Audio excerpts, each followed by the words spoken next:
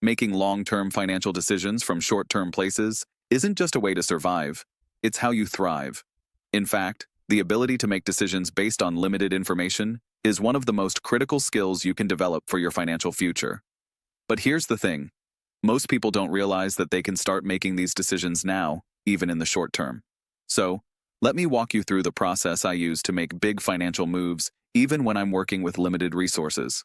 And stick around to the end, because I'll show you a hidden mistake most people make that costs them thousands over time. First things first. When it comes to financial decisions, people often feel paralyzed by the need for perfection. But you don't need all the answers, and you certainly don't need to wait for the perfect moment. In fact, waiting for the perfect conditions could be your biggest downfall. I've learned through my own experience, when I first started making investments, I didn't wait for every piece of the puzzle to fall into place. I made moves with the knowledge I had and adjusted as I went. It's about being agile, being willing to make decisions when the data is incomplete, but still enough to act on. Now, a major part of this process comes down to identifying patterns over time. Short-term decisions are all about looking at the data you have and forecasting what you expect to happen in the long run. For example, when I first looked into real estate, I didn't focus on every tiny market fluctuation. Instead, I zeroed in on patterns. Where were the trends moving? Was there a steady increase in property values? If so, that told me I could make a solid decision with confidence, even though I didn't have every detail. And here's a key thing that sets me apart from other creators. You don't hear me plugging affiliate links. I'm not incentivized to tell you that one investment is better than another. My only incentive is to share what actually works. When I first made a significant investment, I didn't just follow trends. I spent hours learning how that decision aligned with my long-term goals. Short-term decisions can't just be based on quick gains. They need to align with what you want to achieve years down the road. But here's where it gets interesting.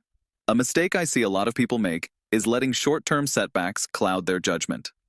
Let me share a quick story. A few years ago, I was in the middle of a major investment. Things weren't looking great in the short term, interest rates were rising, and the market was shaky. But instead of panicking, I stuck to my plan and focused on the long-term trajectory. Fast forward to today, and that decision has paid off massively. The lesson here? Don't get rattled by short-term losses. Stick to your plan and remember why you made that decision in the first place. Now, let's get tactical. One of the biggest mistakes you can make in financial decision-making is not considering how your short-term decisions impact your long-term goals. When I first started allocating my savings, I looked beyond immediate returns.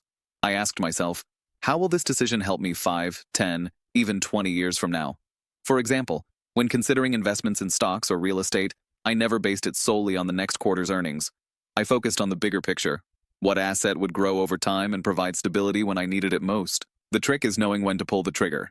It's easy to get stuck in analysis paralysis, but I'll tell you from experience, decisions are always better than indecision. That's why I follow a rule I call 70% confidence. If I have 70% of the information I need, I go for it. Why? Because that last 30% will come as I go along. In fact, I've built entire ventures by making decisions based on imperfect information. So, don't let the fear of not knowing everything stop you from taking action. And as we wrap this up, let me give you the key takeaway. Long-term financial decisions can and should be made in short-term places. The key is recognizing the patterns, acting with 70% confidence, and staying committed to your long-term vision, even when the short-term picture looks cloudy. This is how I've managed to keep growing and building wealth, and you can too. If you found value in this video, please subscribe. I'm not motivated by affiliate links or sponsorships, just by delivering straight-up, actionable advice. Your support helps me create content that's truly beneficial. Thanks for watching.